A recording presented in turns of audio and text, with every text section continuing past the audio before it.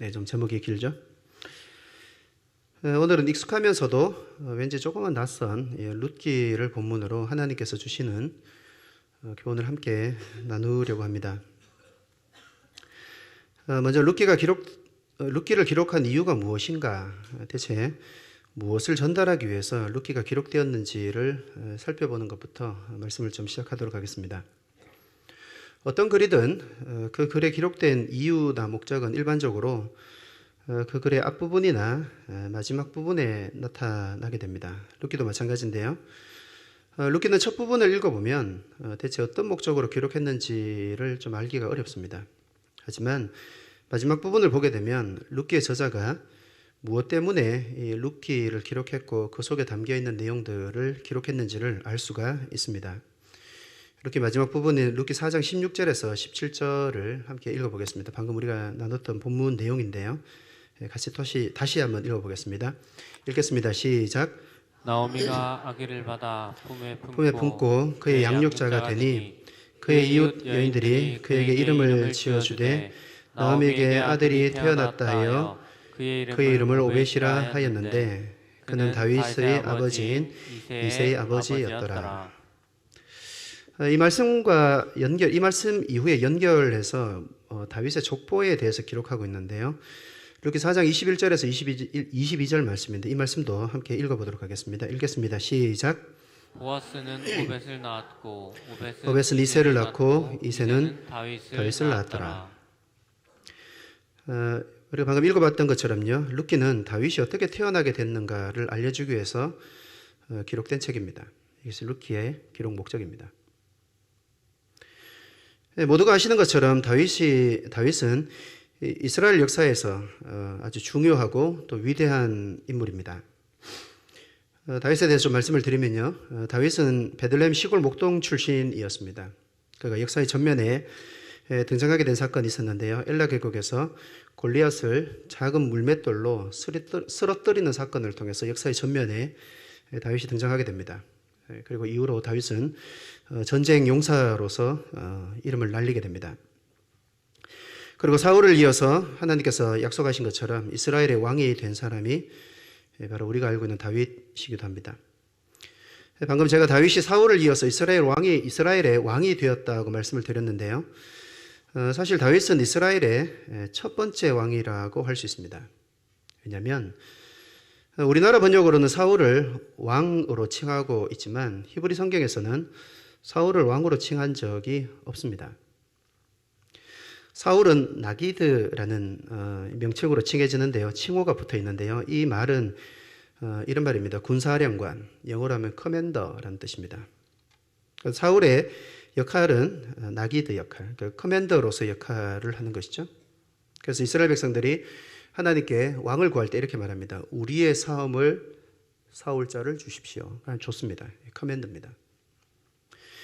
히브리어로 왕은 멜렉이라는 단어를 사용합니다. 멜렉이라는 말은 많이 들어보셨을 텐데요. 아비멜렉 이런 말 들어보셨죠? 이 아비멜렉이라는 말은 나의 아버지는 왕이다 이런 뜻인데요. 이 멜렉이라는 단어가 바로 이 왕이라는 말입니다. 사울은 단 한 번도 성경에서 멜렉으로 칭해진 적이 없습니다. 그렇기 때문에 사실 이스라엘에서 멜렉으로 칭해졌던 첫 번째 사람은 다윗이었던 것이죠. 다윗이 사실은 명실상부한 이스라엘의 왕이었던 것입니다. 또 다윗은 왕이 된 후에 충분히 사울처럼 이스라엘을 자신만의 왕국으로, 그리고 그 왕국이 강해졌을 때 충분히 제국으로 성장시킬 수 있는 사람이었는데요. 다윗은 그렇게 하지 않았습니다. 오히려 자신을 왕으로 세우신 하나님께서 다스리시는 왕국으로 이스라엘을 세워갔습니다. 또 자신의 법이 아닌 하나님의 법이 지배하는 나라로 세운 사람이 다윗이기도 했습니다. 또한 다윗을 통해서 이렇게 하나님께서 다스리시는 나라가 된다면 그 나라가 비록 소국이라고 하더라도 어떤 나라가 될 수 있는가를 보여주었던 사람이 바로 다윗이라고 할 수 있습니다. 다윗의 왕국은 엄청났습니다. 주변 모든 나라들을 장악하고요. 막강했습니다. 하나님이 다스리시면 바로 그런 나라가 된다는 것을 다윗의 통치를 통해서 하나님께서 보여주신 것이죠. 그리고 하나님께서 다윗의 계보를 통해서 약속하신 메시아를 보내셨고 하나님의 구원 계획을 이루는 데 사용하셨던 사람이 바로 이 다윗이었습니다. 그러니까 룻기가 바로 다윗이 어떻게 태어났는가를 말씀하는 책이다라고 말씀을 드렸는데요. 다윗이 태어났다는 것은 이 모든 의미를 포함하고 있습니다. 이스라엘 역사에 있어서 그리고 그리스도 구속사에 있어서 엄청난 의미가 있는 것이 다윗의 출생이라는 것이죠. 이런 다윗이 어떻게 태어나게 되었는가를 기록한 책이 바로 룻기입니다. 그런데 룻기는 이 모든 일들, 그러니까 다윗이 태어나서 왕이 되고 또 다윗이 하나님의 나라를 세우고 다윗의 후손을 통해서 그리스도신 예수님께서 오게 된 일이 룻기에 등장하는 중요한 세 인물이 있는데요. 이 보아스 그리고 라함이 룻이 계획해서 이루어진 것이 아니었다는 것도 우리가 룻기를 통해서 확인할 수가 있습니다. 이것을 우리에게 보여주고자 하는 것이죠. 물론 이 세 사람이 다윗이 태어났는데 아주 중요한 역할을 한 것은 분명한 사실입니다. 하지만 이들 세 사람의 계획이나 또는 노력을 통한 것이 아니라 노력을 통해서 메시아가 태어난 것이 아니라는 것인데요. 그럼 우리가 궁금해지는 것이 이것입니다. 룻기를 통해서 다윗의 출생에 대해서 말하고 있다면 그럼 도대체 무엇이 이러한 일을 가능하게 한 것인가? 이 세 사람이 도대체 어떤 사람들이었기 때문에 다윗이 태어나는 것이 가능했던 것인가를 생각해 볼 수가 있습니다.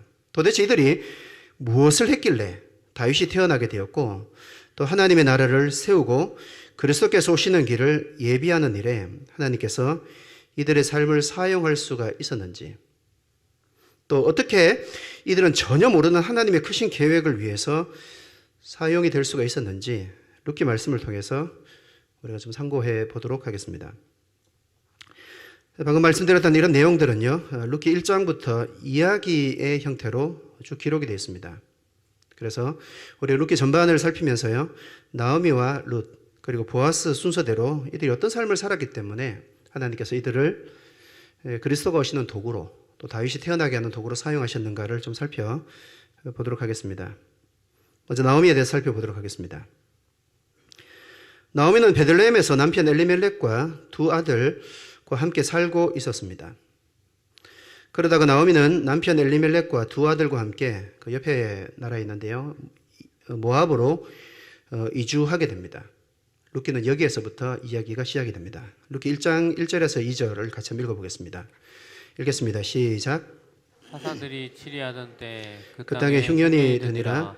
유다 베들레헴에 한 사람이 그의 아내와 두 아들을 데리고 모압 지방으로 가서 거류하였는데 그 사람의 이름은 엘리멜렉이요 그의 아내의 이름은 나오미요 그의 두 아들의 이름은 말론과 기련이니 유다 베들레헴 에브라 사람이더라. 그들이 모압 지방에 들어가서 거기 살더니, 이렇게 말씀하고 있습니다. 나오미의 일가족이 이주한 이유를 1절에서는요 이렇게 말씀합니다. 그 땅에 흉년이 들었기 때문이다. 그 땅은 유다 베들레헴을 말하는 것입니다. 그 땅에 흉년이 들었기 때문이다, 이렇게 말씀하고 있습니다. 단순히 1절만 살펴보면요, 흉년이 찾아왔구나, 또 그 흉년이 많이 심했나 보다, 그래서 도저히 그 지역에서 살 수가 없어서 모압 지역으로 잠시 흉년을 피해서 갔겠다라고 보여집니다. 여러분 다 그렇게 생각하셨죠? 하지만 룻기를 뒤로 이렇게 쭉 살펴보면요, 그리고 앞뒤 정황을 이렇게 살펴보면 흉년과 또 흉년으로 인해 먹고 살기 어려워진 것으로 이들이 모압으로 이주한 것은 아니었다는 것을 알 수가 있습니다. 그러니까 이들이 모압으로 해간 것이 흉년 때문만은 아니었다는 것을 알 수가 있습니다. 정확히 말하면 이렇습니다. 그때이긴 했지만 그것 때문만은 아니었다는 것입니다. 흉년 때는 갔습니다. 하지만 흉년 때문만은 아니었다는 것입니다. 이렇게 말할 수 있는 세 가지 근거가 있는데요. 첫 번째 이유는 이것입니다. 나오미가 룻과 함께 결국에 베들레헴으로 다시 돌아가게 되는데요. 룻기는 아마 읽어보셨기 때문에 어떤 내용인지를 다 알고 계실 겁니다. 룻과 나오미가 이제 베들레헴으로 돌아갔을 때 룻기 후반에 중반 이후로 가면요, 기업 무르는 일에 대한 내용이 나와 있습니다. 기업 무르는 일에 대한 내용이 나와 있죠. 이 기업을 무른다는 것은요, 이런 의미입니다. 하나님께서는 이스라엘 백성들에게 각 지파별로, 그리고 또 지파에 속한 사람들에게는 가족별로 기업을 주셨습니다. 기업이라는 것은 자신의 소유의 토지를 말합니다. 그 기업은요, 영원토록 그 집안만 갖게 되어 있습니다. 그런데 나오미가 돌아갔을 때 기업 무르는 일이 벌어지는 것이죠. 그러니까 기업 무르는 일은 이럴 때 벌어집니다. 원주인이 팔아버린 것을 가장 가까운 친척이 되찾아주는 것을 기업을 무른다, 이런 표현을 씁니다. 나오미가 돌아온 후에 기업 무르는 일이 있었다는 것은 어떤 의미일까요? 엘리멜렉과 나오미가 모압으로 갈 때 땅을 어떻게 했다는 의미죠? 처분했다는 겁니다.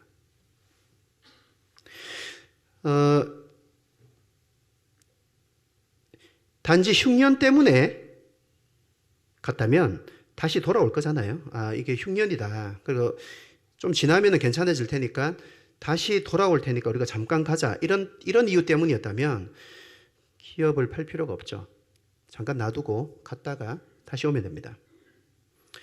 그러니까 말하자면 나오미 가족이요, 이렇게 모압으로 간 것은 이런 의미입니다. 다시는 베들레헴으로 돌아오지 않겠다는 마음을 먹고 모압으로 이주한 것인데요. 이렇게 말할 수 있습니다. 영구 이주입니다. 영구 이민 간 것이죠. 그냥 가버렸습니다. 다시 안 오겠다는 겁니다. 두 번째 이유가 있는데요. 나오미와 엘리멜렉은 두 아들을 모압 여인을 아내로 얻어줍니다. 이것을 보면 알 수가 있는데요. 이스라엘 사람들은 이방인과 결혼하지 않습니다. 특별한 경우가 아니면 이방인과 결혼하지 않아요. 근데 엘리멜렉과 나오미가 두 아들 모두를 이방 여인과 결혼을 시킨 것이죠. 만약 이들이 두 아들 모두를 이방인과 결혼시켰다면요, 결국 돌아올 것이었다면 이것은 이스라엘 사람들 그리고 자기 주변 사람들이 알게 되면요, 욕먹을 일입니다. 그런데 이들이 이방 여인들과 두 아들을 결혼시켰다는 것은 이런 의미가 되는 것이죠. 다시 돌아갈 일이 없으니 욕먹을 일도 없다, 이런 의미겠죠. 모압으로 가서 평생 동안 살겠다는 마음을 먹고 있었기 때문에요, 두 아들을 이방인과 결혼시키는 건 전혀 문제가 없었습니다. 세 번째 이유가 있습니다. 나오미가 베들레헴으로 돌아왔을 때 사람들이 나오미의 초췌한 그리고 이제 형편없는 모습을 보면서 나오미냐? 이렇게 묻고 이제 서로 이야기하는 내용이 나오는데요. 그때 나오미가 그들에게 뭔가를 말합니다. 이것을 보면 엘리멜렉과 나오미가 정말 살기가 힘들어서 흉년 때문에 생존을 위해서 예루살렘을 떠나지 않았다는 것을 분명하게 알 수가 있습니다. 룻기 1장 21절인데요. 같이 읽어보겠습니다. 읽겠습니다. 시작. 제가 떠날 때에는 가진 것이 많았으나 여호와께서는 저를 빈 털터리로 돌아오게 하셨습니다. 여호와께서 저를 괴롭게 만드셨고 전능하신 하나님께서 제게 큰 고통을 주셨습니다. 그런데 어떻게 저를 나오미라고 부르십니까? 이렇게 말하고 있죠. 색깔을 먹여놓은 것을 보면요, 이렇게 말씀하고 있습니다. 제가 떠날 때에는 가진 것이 많았다, 이렇게 말씀하고 있죠. 말하자면 이것입니다. 베들레헴을 떠날 때는요, 넉넉했다는 것입니다. 넉넉한데 왜 떠났을까요? 옆에 서로 의견 한번 나눠보시겠어요? 넉넉할 때 왜 여러분 같으면 넉넉하면 왜 떠나시겠어요?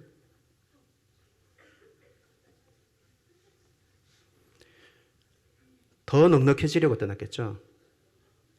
더 넉넉해지려고 떠났겠죠. 자, 이것입니다. 더 많이 가지려고 떠났습니다. 이들이 먹고 살기 괜찮았어요. 흉년 정도 버틸 수 있었습니다. 그런데 갔습니다. 왜요? 더 많이 가지려고. 이스라엘 사람들은 하나님께서 조상들에게 약속하신 바로 그 땅, 이제 그들이 살고 있는 가나안 땅입니다. 이 가나안 땅에서 하나님을 섬겨야 하는 사람들입니다. 이것이 이스라엘 백성들의 정체성입니다. 그런데도 이스라엘과 그들이 고향을 떠났다는 것은요, 무슨 의미겠습니까? 땅을 처분하고 떠났다. 무슨 의미겠어요? 나는 이제부터 다시는 하나님을 섬기지 않겠다는 뜻입니다. 이게 나오미와 엘리멜렉이 했던 행동입니다.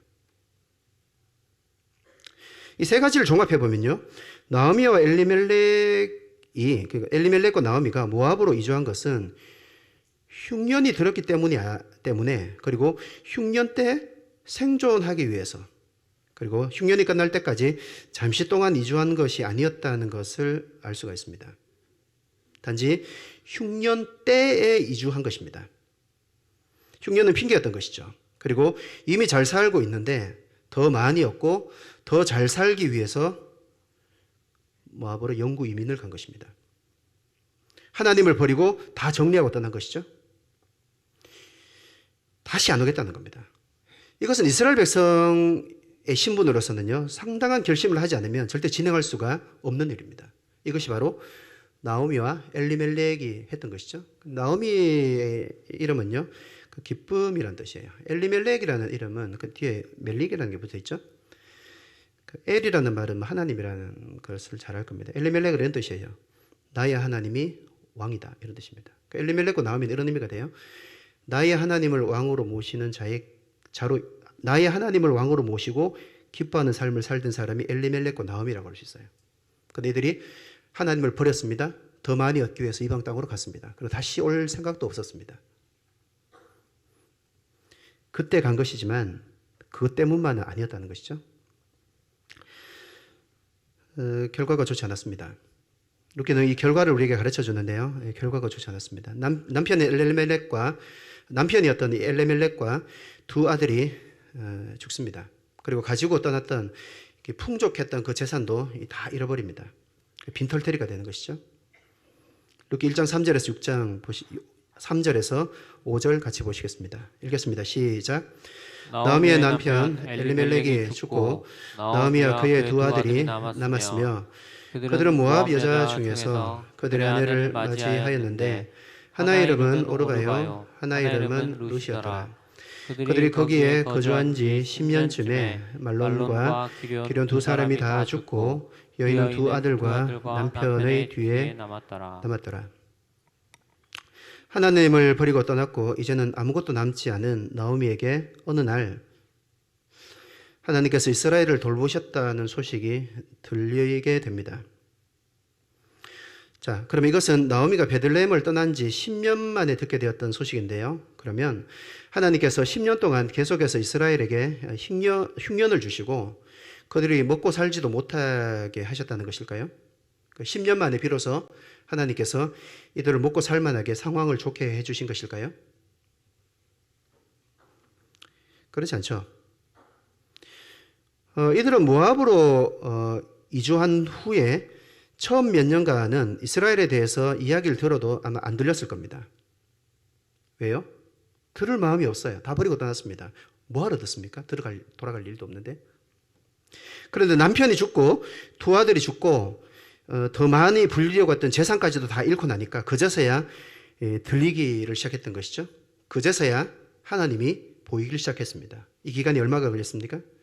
10년 걸렸습니다. 10년.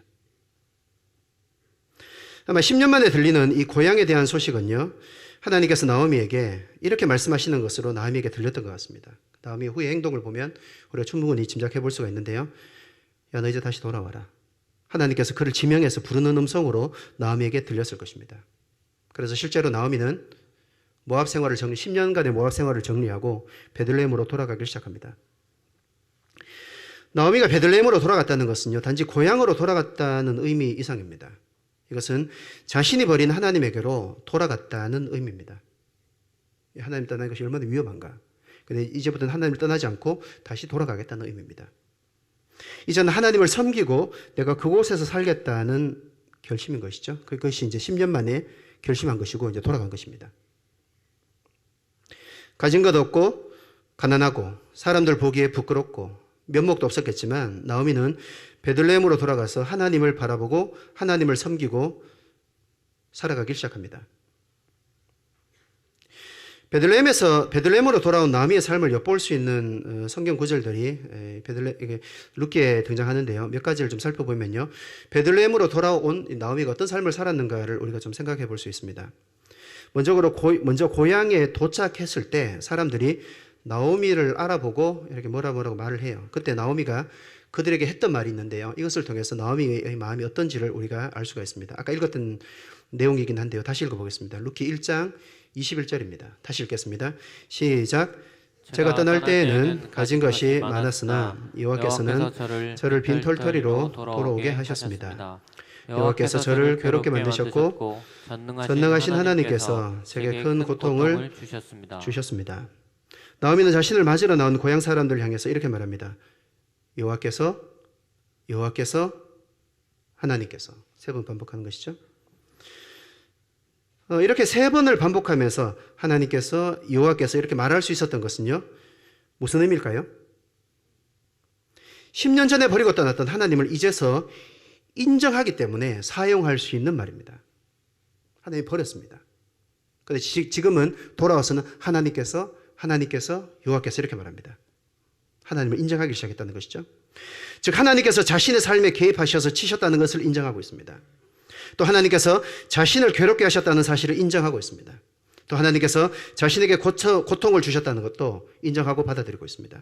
그런데 이 나오미의 말 속에는요, 하나님에 대한 원망의 말투가 없습니다. 자세히 읽어보시면요, 그런 내용이 없어요. 오히려 자신이 하나님을 버리고 떠난 그 죄에 대한 회개, 그리고 하나님의 징벌을 달게 받는, 겸손하게 받아들이는 이 태도가 이 세 번에 걸쳐서 하나님께서, 여호와께서 이렇게 반복해서 하는 말씀을 통해서 우리가 읽을 수가 있습니다. 마음이 바뀐 것이죠. 이것이 돌아온 나오미의 마음이었습니다. 또 있습니다. 루키 2장 2절을 보겠습니다. 돌아온 나오미가 어떤 삶을 살았는가 짐작해 볼 수 있는 내용인데요. 같이 한번 읽어보겠습니다. 시작. 모압 여인 루시 나오미에게 이르되 원하건대 내가 밭으로 가서 내가 누구에게 은혜를 입으면 그를 따라서 이삭을 주겠나이다 하니 나오미가 그에게 이르되 내 따라 갈지어다 하매 나오미는 가진 것이 없습니다. 가난했기 때문에 당시로서는 가난한 사람이 할 수 있는 것이 많지 않았습니다. 다른 사람 밭에 추수하는 때에 들어가서 추수하는 동안에 떨어지는 그 이삭을 모아서 주워서 먹고 사는 것이 가난한 사람들이 할 수 있는 전부였습니다. 그런데 아까 말씀을 드렸던 것처럼요, 나오미는 유지였어요. 부자였습니다. 얼마나 사람들 보기에 부끄러웠겠어요? 위축되었을 수도 있겠죠? 이삭 주우러 갔어. 부유했던 사람이. 그런데 놀라운 것은요, 나오미가 이삭을 주워서 먹고 살지언정 고향을 떠나거나 다시는 하나님을 떠나지 않습니다. 부끄러울 수도 있지만요, 자신에게 주어진 자리, 사실 자신에게 주어진 자리는 다른 집에 가서 주워서 먹는 것이 전부였습니다. 그런데 그 자리를 지킵니다. 이삭을 주우며 생계를 유지합니다. 이것이 그에게 주어진 자리의 전부입니다. 내세우실 것도 없고 부끄러울 것도 없어요. 부끄러운 삶이었지만 하나님을 섬기는 그 자리를 지키겠다는 나오미의 모습을 보여주는 것이죠. 야, 나는 부끄러워서 못 살겠다. 죽어도 이것은 못 산다. 이게 아니었습니다. 부끄럽지만 나 그렇게 먹고 살더라도 하나님을 섬기며 여기 살래. 이것입니다. 이게 나오미의 마음이었습니다. 또 있습니다. 룻이 이삭을 줍고 돌아왔을 때 여인이 하루 동안 주울 수 있는 양보다도 훨씬 더 많은 양을 룻이 이제 가지고 온 것을 보고요, 나오미가 이런 말을 합니다. 루키 2장 2절 20절인데요. 같이 한번 읽어보겠습니다. 읽겠습니다. 시작.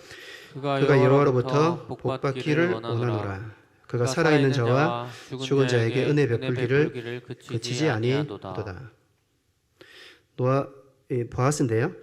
나오미는 보아스에게 자신이 버렸던 하나님의 이름으로 복을 빌고 있죠. 하나님에 대한 억한 심정이 있었으면 이거 못합니다. 모든 것을 잃어버리긴 했지만 그렇게 하신 하나님을 인정합니다. 또 자신의 모든 것을 빼앗아간 하나님이지만 그 하나님을 떠나지 않고 섬기겠다고 결심했습니다. 보잘것없는 일상생활 속에서 하나님을 바라봅니다. 그리고 하나님께서 베푼 아주 작은 호의에도 감사합니다. 그리고 하나님을 섬기고 있습니다. 이것이 바로 나오미의 모습이었습니다. 이것이 모압에서부터 베들레헴으로 돌아온 변화된 나오미의 일상이 된 것입니다. 나오미는 나이가 많은 사람인데요, 남편도 없어요. 자식도 없어요. 재산도 없습니다. 다 잃어버린 할머니가 뭘 할 수 있겠어요? 아무것도 할 수가 없습니다. 내세울 것도 없습니다. 예전처럼 유지도 아닙니다. 인정도 해주지 않습니다. 보잘것 없습니다. 하지만 나오미는 이렇게 했습니다. 자신에게 주어진 일상, 정말 보잘것 없는 일상 속에서 하나님을 섬기는 것만은 할 수가 있었습니다. 나오미는 그렇게 합니다. 두 번째 룻인데요. 나오미는 베들레헴으로 돌아갈 때 모압 사람인 룻도 함께 데리고 돌아왔습니다. 사실 나오미는 룻을 데리고 돌아가지 않으려고 했습니다. 그래서 나오미는 룻에게 계속해서 말하죠. 돌아가라 말합니다. 그런데도 룻이 따라온 것인데요. 그렇기 때문에 엄밀하게 말하면 나오미가 룻을 데리고 간 것이 아니고 룻이 스스로 나오미와 함께 온 것이라고 말할 수 있습니다. 나오미는 반복해서 룻을 돌려보내려고 했는데요, 룻이 나오미를 따라갔다는 것은 돌려보내려고 했는데도 나오미가 따라갔다는 것인데요. 대체 왜 그런 것일까요? 돌아가라고 반복해서 권유하는 나오미의 말에 대한 결국에는 이제 돌아가라 뭐라 합니다. 또 돌아가라 말해요. 또 뭐라 합니다. 또 돌아가라 말합니다. 그 룻이 뭐라고 해요? 그리고 나서 나오미가 말하지 않습니다. 룻의 마지막 대답 속에요. 룻이 어떤 이유 때문에 나오미를 따라서 베들레헴으로 가려고 했는지를 우리가 짐작해 볼 수가 있습니다. 룻기 1장 16절에 그 단서가 나타나 있습니다. 같이 한번 읽어보겠습니다. 읽겠습니다. 시작. 저더러 어머니를 떠나라고 하거나 어머니 뒤를 따르라고 말라 하지 마십시오. 저는 어머니가 가시는 곳에 따라가고 어머니가 사시는 곳에서 살겠습니다. 어머니의 백성이 제 백성이고 어머니의 하나님이 제 하나님이십니다. 나오미가 말릴 수 없었던 이유가 있었습니다. 마지막에 나타나 있는데요. 나오미가 섬기는 이스라엘의 하나님이 이제 나의 하나님이 되었기 때문입니다. 라고 말했기 때문입니다. 이게 이유였습니다. 모압은 전통적으로 그모스와 바알보를 섬기는 민족입니다. 그런데 이런 환경에서 자란 룻이 하나님을 자신의 하나님으로 섬기기로 했다는 것인데요. 결심을 한 겁니다. 개종한 것이죠. 그래서 나오미가 이제 그러면 가자 말을 하지 않고 데리고 온 겁니다. 그럼 한번 생각해 보겠습니다. 쉬운 질문입니다. 룻이 생판 처음 들어봤던 이 하나님을 발견하고 믿게 만든 사람은 누굴까요? 옆에 분하고 한번 상의해 보시겠어요? 누구겠습니까?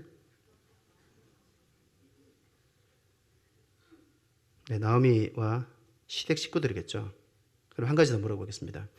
그럼 대체 무슨 대단한 일을 시댁 식구들을 통해서 보았고 경험했기 때문에 룻은 하나님을 믿게 된 것일까요? 모압에서 하나님을 믿으면 되지 자신의 민족과 고향과 가족까지도 버리면서 자신에게는 이방 나라인 이스라엘로 가려고 한 것일까요? 자, 좀 주의를 환기시켜드리기 위해서 좀 다시 말씀드리겠습니다. 룻이 자신의 민족과 고향과 가족을 버리고 갔다라고 말씀을 드렸죠? 이거 어디서 들어본 거 아닙니까? 누구죠? 창세기 12장 1절 같이 한번 읽어보겠습니다. 읽겠습니다. 시작. 주님께서 아브라함에게 말씀하셨다. 너는 내가 살고 있는 땅과 내가 난 곳과 너희 아버지의 집을 떠나서 내가 보여주는 땅으로 가거라. 실제로 아브라함은 본토와 신척과 아버지 집을 떠나서 갔습니다. 룻의 신앙이 어떤 신앙이라고요? 평생 그모스와 바알보를 섬겼던 이방 여인 룻이 아브라함이 가진 동일한 믿음을 갖게 된 거예요. 그렇죠? 그렇다면 이 믿음의 조상이라고 말할 수 있는 아브라함이 가진 동일한 믿음을 갖게 만든 것이 시댁 식구들이라고 할 수 있는데요. 그러면 이 시댁 식구들을 통해서 도대체 뭘 본 것인가? 더 궁금해집니다. 믿음을 가진 것도 대단해요. 그런데 아브라함과 동일한 믿음을 갖게 만든 시댁 식구들인데요. 도대체 뭘 본 겁니까? 사실 룻이 시댁 식구를 통해서 본 것은요. 이겁니다. 그들이 하나님을 버리는 것을 봤습니다. 그 결과로 시아버지가 죽는 것을 봤습니다. 자기 남편이 죽는 걸 봤습니다. 남편의 형도 죽는 것을 봤습니다. 가족의 재산도 모두 잃어버리는 것을 봤습니다. 시댁 식구가 룻에게 보여준 것이 어떤 것이죠? 이게 전부입니다. 그러니까 하나님을 보았다면요. 시댁을 어떻게 하는 하나님? 망하게 하고 다 빼앗아 버리는 하나님을 룻이 본 것입니다. 이게 전부입니다. 아마 예수님 믿기 전에 무당집 찾아다니고 귀신 섬겼던 분들도 계실 텐데요. 신을 믿는 것은 잘 되려고 믿는 것 아닙니까? 그래서 내가 이 신을 섬겨요.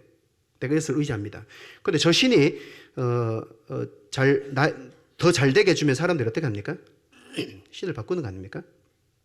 아, 여기보다 제가 낫구나. 바꿉니다. 이게 신을 섬기는 이유입니다. 그런데 룻은 망하게 하는 신을 섬기겠다는 것인데요. 가능한 겁니까? 도대체 룻은 망하게 하고 죽이는 하나님을 통해서 뭘 받길래 하나님을 섬기려고 했던 것일까요? 조상적으로부터 섬겨왔던 신들까지도 버리면서 개종을 감행한 것일까요?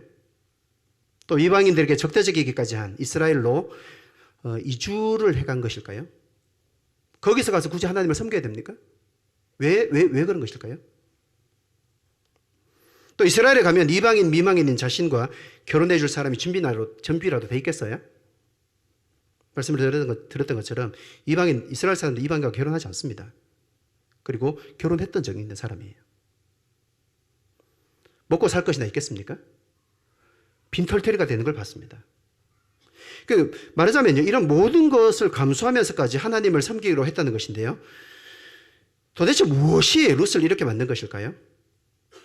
대체 시댁 식구들을 쫄딱 망하게 하고 죽이는 이 하나님을 통해서 룻이 본 것은 무엇이었을까요?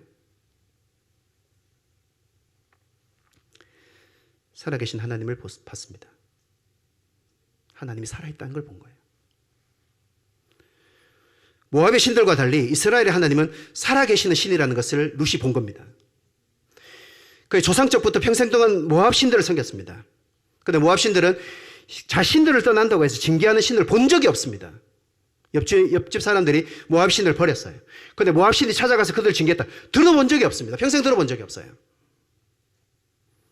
또 그들을 섬기는 사람들의 삶에 개입하신다는 이야기도 들어본 적이 없습니다. 그 모습은 그들을 섬기는 모압 사람들의 삶에 개입해서 그들의 삶을 이끌어간다. 본 적이 없어요. 바알볼도 마찬가지입니다. 모압 사람들은 그들의 조상적부터 섬겼던 신들과 아무런 인격적인 관계가 없었습니다. 신과 인격적인 관계를 맺었다. 신이 뭐를 말씀해 주셨다. 들어본 적이 없습니다.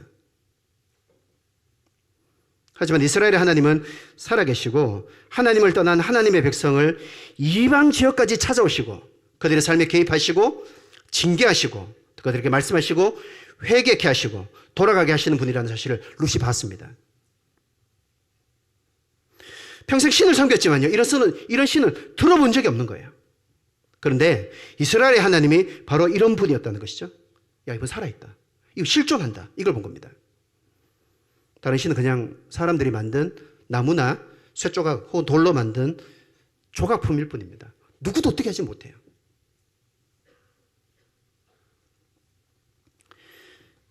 룻은 초신자이긴 했지만요, 잘되게 해주시는 하나님, 그러니까 하나님께서 잘되게 해주실 것이라는 것을 기대하고 하나님을 믿은 것이 아니었다는 겁니다. 망하게 하더라도 살아계시고 실존하시고 또 자기 백성과 인격적인 관계를 맺으시는 분이기 때문에 하나님을 믿고 섬기기로 결심한 겁니다. 이게 참 신앙입니다.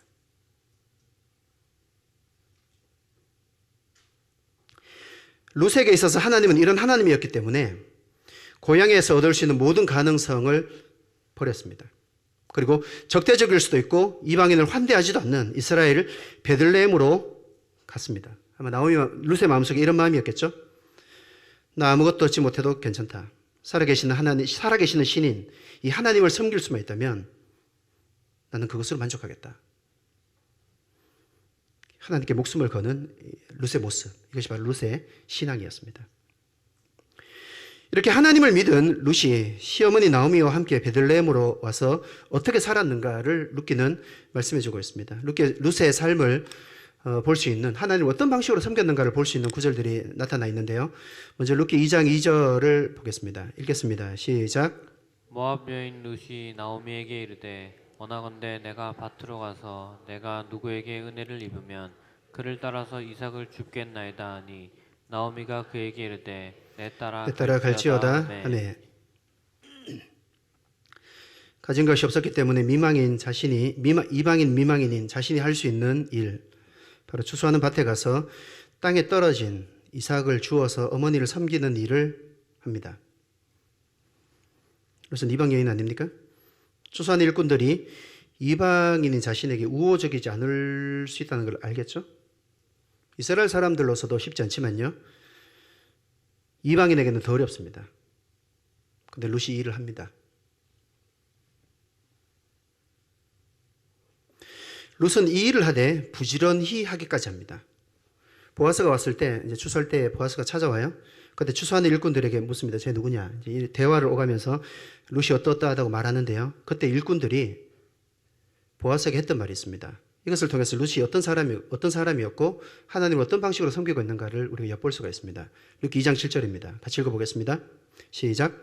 그의 말이 나로 베는 자를 따라 단사에서 이삭을 죽게 하소서 하였고 아침부터 와서는 잠시 집에서 쉰 외에 지금까지 계속하는 중이니이다.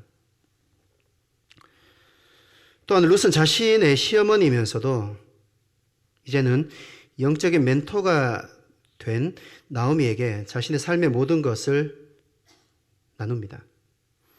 어느 밭에 갔었는지, 또 그곳에서 누구를 만났었는지, 그리고 그 사람이 자신에게 어떤 호의를 베풀었는지, 무슨 말을 했는지 숨기지 않고 다 이야기합니다. 루키 2장 18절에서 19절입니다. 같이 읽겠습니다. 시작.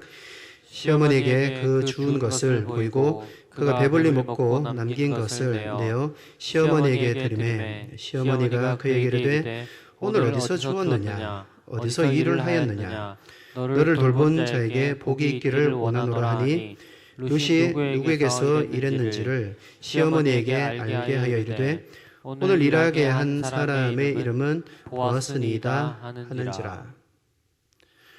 그리고 보리와 밀추수가 모두 끝난 후에도 나오미의 말대로 이제 그 기업을 무르는 일 때문에 나오미가 룻을 보아스에게 보내게 되는데요.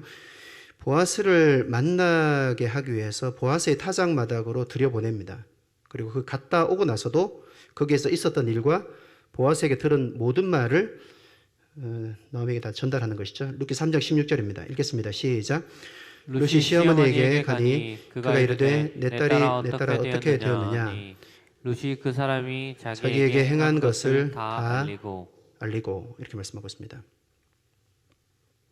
그리고 하나님께서 자신을 위해 세우신 영적인 권위, 자신을 돕는 영적인 권위인 나오미의 말에 사소해 보이는 것까지도 순종하는 나오미의 모습, 룻의 모습을 우리가 룻기를 통해서 발견할 수가 있는데요.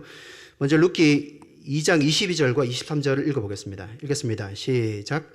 나오미가 며느리 룻에게 이르되 내 딸아 너는 그의 소녀들과 함께 나가고 다른 밭에서 사람을 만나지 아니하는 것이 좋으니라 하는지라. 이에 룻이 보아스의 소녀들에게 가까이 있어 보리 추수와 밀 추수를 마치기까지 이삭을 주우며 그의 시어머니와 함께 거주하니라. 보리와 밀 추수는 연결해서 추수가 됐는데요. 나오미가 이렇게 말하는 것이죠. 보리와 밀 추수가 끝날 때까지 다른 밭에 가지 마라. 다른 밭에 더 많이 준다고 하더라도 가지 마라. 그리고 다른 사람은 만나지 마라. 보아스의 밭에만 계속해서 가라. 그리고 보아스의 소녀들과만 접촉하라는 것인데요. 룻은 나오미의 말을 액면 그대로 따릅니다. 다른 밭에 가지 않습니다. 보아스의 밭에만 갑니다. 다른 사람 만나지 않습니다. 보아스의 소녀들만 만납니다. 그래도 이것은 좀 쉬운 일이죠. 그런데 추수가 끝난 후에 이 젊은 여인으로서는 절대 쉽지 않은 일을 나오미가 룻에게 시킵니다.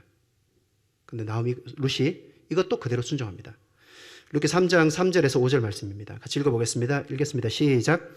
너는 목욕하고 기름을 바르고 의복을 입고 타작마당에 내려가서 그 사람이 먹고 마시기를 다 하기까지는 그에게 보이지 말고 그가 누울 때 너는 그가 눕는 곳을 알았다가 들어가서 그의 발치 이불을 들고 거기 누우라.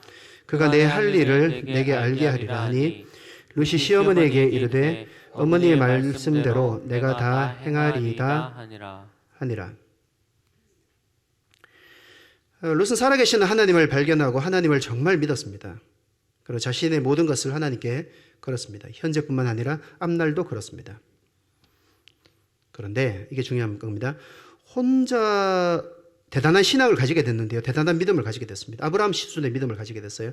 그렇다고 혼자서 알아서 신앙생활을 하지는 않았습니다. 하나님께서 정하신 질서 속에서 자신을 영적으로 인도하고 가르치는 나오미에게 자신의 모든 것을 나눕니다. 이게 룻의 신앙의 모습이었습니다. 또 영적인 조언을 다 받아들입니다. 사소한 것도 받아들입니다. 순종하기 정말 어려운 것이라고 하더라도 영적인 권위인 나오미의 말에는 하나도 빼지 않고 그대로 순종합니다. 영적인 권위 안에서 다듬어져 가고 있는 것이죠. 이게 바로 룻의 모습입니다. 그리고 이 상태를 계속 유지합니다. 그러니까 특별한 날, 특별한 뭔가를 하는 것이 아니라 이것이 베들레헴으로 나오미와 함께 돌아온 룻의 일상이었습니다. 누구도 관심을 가지지 않는 이방인, 미망인의 삶일 수 있습니다. 하지만 룻은 일상 속에서 하나님 앞에서 이렇게 살았습니다. 보아스는 엘리멜렉의 친척으로 의로운 사람으로 등장합니다. 의롭다는 것은 하나님의 율법 또는 모든 말씀을 따라서 살아가는 것을 성경은 의롭다 이런 표현을 씁니다.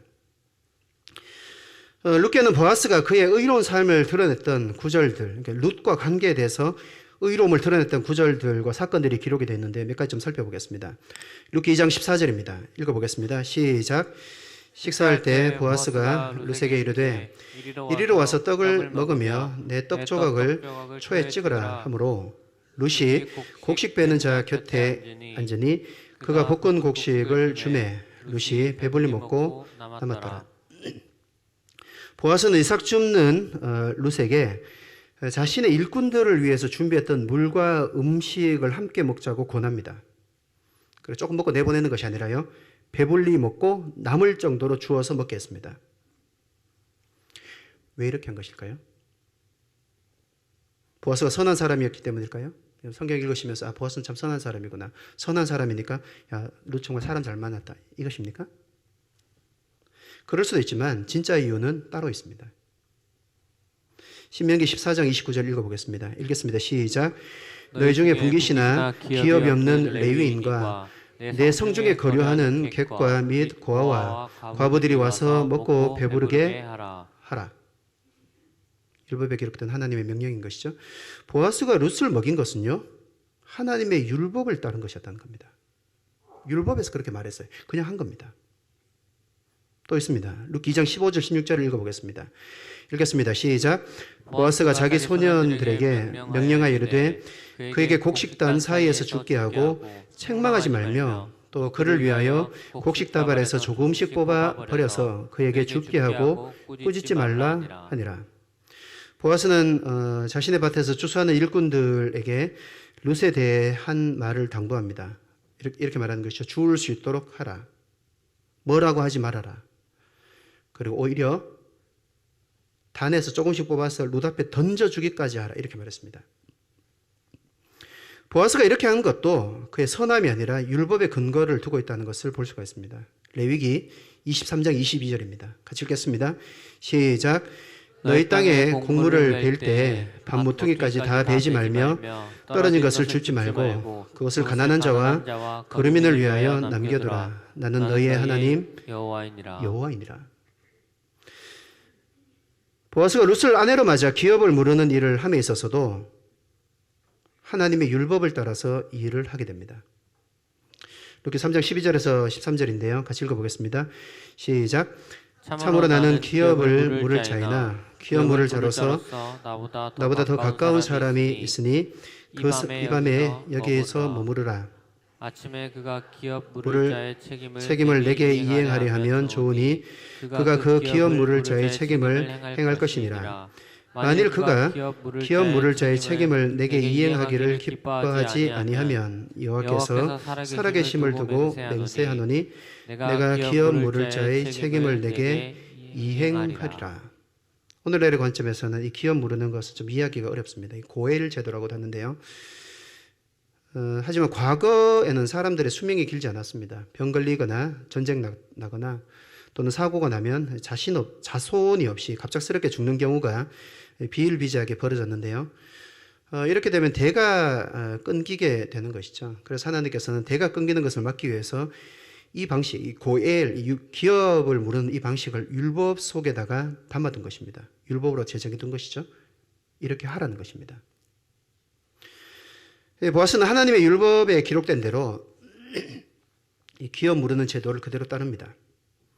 그런데 정말 보아스가 하나님께서 말씀하시는 대로 움직였다는 것을 볼 수 있는 것은요, 이 보아스가 자신이 기업 무르는 사람이긴 하긴 하지만, 자신이 기업 무를 사람이긴 하지만 기업 무르는 데도 있어서 우선권을 가진 사람이 있기 때문에 그 순서를 따르겠다고 말하는 것이죠. 이것을 통해서 보면 나오미는 정말 모든 일에 하나님의 말씀을 기억하고 따랐다는 것을 우리가 확인할 수가 있습니다. 그럼 이것입니다. 율법을 따르되 대충 비슷하게 하는 것이 아니라 정확하게 그리고 하나님께서 가르쳐 주신 그대로 하는 것이 바로 보아스의 모습이었다는 것을 우리가 알 수 있습니다. 자, 그러면 보아스가 유독 룻에게만 이렇게 한 것일까요? 그렇지 않은 것 같습니다. 룻기도 많은 것을 이야기하진 않지만요. 그래서 보아스가 어떤 삶을 살았는지 구체적으로 드러나 있지는 않지만 아마 보아스는 룻과 관계된 일 외에도 다른 일에 있어서도 그의 일상 속에서 하나님의 법을 따라서 살았을 것이라는 것은 어렵지 않게 우리가 짐작할 수가 있습니다.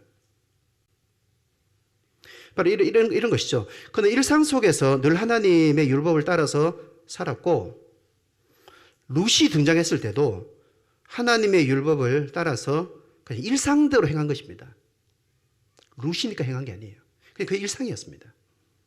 그러니까 룻을 좋아했기 때문에 또는 젊은 여자와 결혼하고 싶어서 또는 도와주고 싶어서 했던 행동이 아니었다는 겁니다. 보아스는 자신 앞에 벌어지는 일들을 보면서 이런 일 저런 일 벌어집니다. 그 하나님께서 율법을 통해서 이 상황에서 어떻게 말씀하시던가를 기억하고 그에 따라 판단하고 행동한 것일 뿐입니다. 이것이 성경에서는 의롭다 이런 표현을 씁니다. 그러니까 보아스가 룻을 대하면서 보이는 이 모든 일들과 배려는요, 보아스의 선한 성품으로 인한 것이 아니라는 것입니다. 물론 보아스가 악한 사람이라는 의미는 아닙니다. 보아스가 선한 사람이었기 때문에 그 일을 한 것이 아니라 그가 하나님 앞에서 일상생활 속에서 의로운 사람이었기 때문에 이 일도 저 일도 룻과 관계된 일도 그냥 그렇게 하는 겁니다. 이게 보아스의 일상이었습니다. 또 말씀을 좀 정리해 보겠습니다. 보아스는 어떤 의도나 앞날을 보면서 룻기에 기록된 행동을 한 것이 아니었습니다. 이렇게 하면 내가 복을 받을 것이다. 이렇게 하면 나의 후손으로 다윗이 태어날 것이다. 혹은 이렇게 하면 다윗이 하나님의 나라를 세울 것이다. 혹은 이렇게 하면 다윗의 후손을 통해서 그리스도인 예수님께서 오실 것이다. 이런 생각을 하면서 한 것이 아니라는 것입니다. 그냥 일상 속에서 그냥 할 바를 한 것입니다. 벌어지는 일을 보면서 하나님 앞에 자신의 합당한 일을 그냥 선택해서 한 것입니다. 룻도 내가 하나님을 섬기면 내가 부유한 남자와 결혼하게 될 것이고 또 하나님께서 다윗을 태어나게 하실 것이다. 혹은 내가 비록 이방인이지만 내가 영적인 권위에 순종하기만 한다면 하나님께서 다윗이 이스라엘의 왕이 되게 할 것이다. 이런 생각을 하지 않았다는 겁니다. 그냥 하는 거예요. 이것이 하나님을 믿는 사람으로 하나님 앞에서 자신의 삶에 합당한 것이기 때문에 그냥 하는 겁니다. 빈털터리가 된 나오미는요, 룻을 코치해서 자신도 룻과 함께 복을 받고 룻으로 다윗의 할아버지를 낫게 하려는 의도에서 이 모든 것을 한 것이 아니었다는 겁니다. 하나님을 떠난 자신의 잘못을 회개했을 뿐입니다. 사람들 앞에서 볼품없고 부끄럽게 냈지만 하나님을 섬기겠다고 선택하고 그 자리에 그냥 머물러 있었습니다. 그냥 하나님을 그 자리에 섬기며 하나님께 감사하며 그냥 살았던 겁니다. 이게 나오미의 삶의 전부입니다.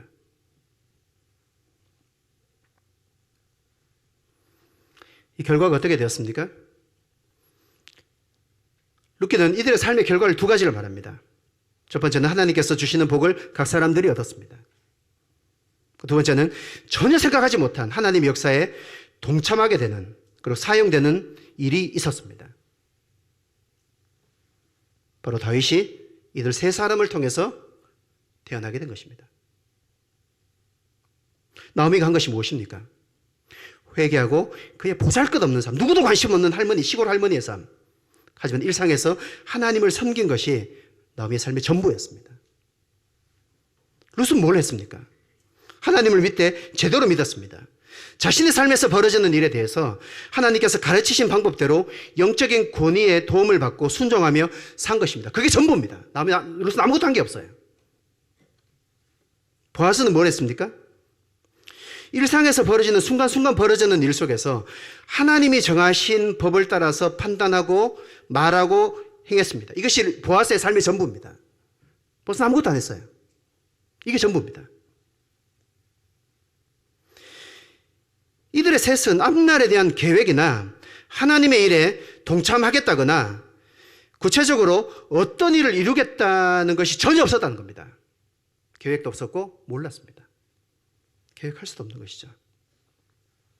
하지만 일상에서 늘 하나님의 앞에서 합당하게 살아가는 이들의 삶에 하나님께서는 함께 해주셨습니다. 그들에게 은혜와 자비를 베풀어 주셨습니다. 개개인에게 하나님의 복을 주셨습니다. 그리고 그들이 전혀 생각하지 않았던, 생각할 수가 없었던 것이죠. 생각하지 못했던 바로 개개인을 하나님의 가장 큰 구원 사역을 이루는 도구로 사용하셨습니다. 어떻게 했기 때문입니까? 각자에게 주어진 일상에서 자기 자신이 하나님의 사람으로 살아야 할 바를 산 것입니다. 전혀 다른 사람들이지만 이것은 공통점입니다.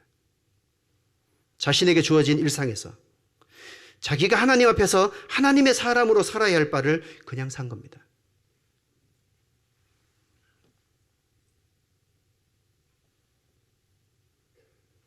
하나님께서 여러분들의 삶에 함께 하시게 하기 위해서, 또 하나님께서 주시는 복을 얻고 누리기 위해서 일상 속에서 하나님의 사람으로 합당한 것이 무엇인지를 알고 그대로 살아가시는 성도님들이 되시길 바랍니다.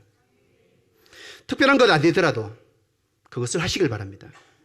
그리고 그렇게 하기로 결심하셨다면 계속 하시길 바랍니다. 그것이 여러분들의 하나님을 섬기는 일상이 되게 하시길 바랍니다. 하나님께서 여러분들의 삶 가운데 은혜와 자비를 베푸실 것입니다. 하나님께서 여러분들에게 복을 주실 것입니다. 그리고 여러분들이 이런 삶을 계속해서 지속하게 된다면 여러분도 인식하지 못하는 사이에 하나님께서 하나님의 크신 일을 이루는 자리에 여러분을 두신 것을 여러분들이 알게 될 것입니다. 하나님의 크신 일을 이루는 도구로 사용이 되고 있는 여러분 자신을 발견하게 될 것입니다.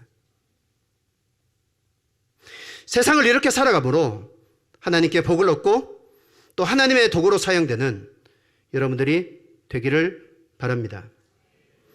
이런 사람이 되고자 하는 소원을 품으시고 여러분들의 남은 삶을 평범한 일상을 하나님 앞에서 합당한 삶, 그 가운데 하나님께서 말씀하시는 모든 말씀을 따라 살아가는 여러분들이 되시기를 주님의 이름으로 축원합니다.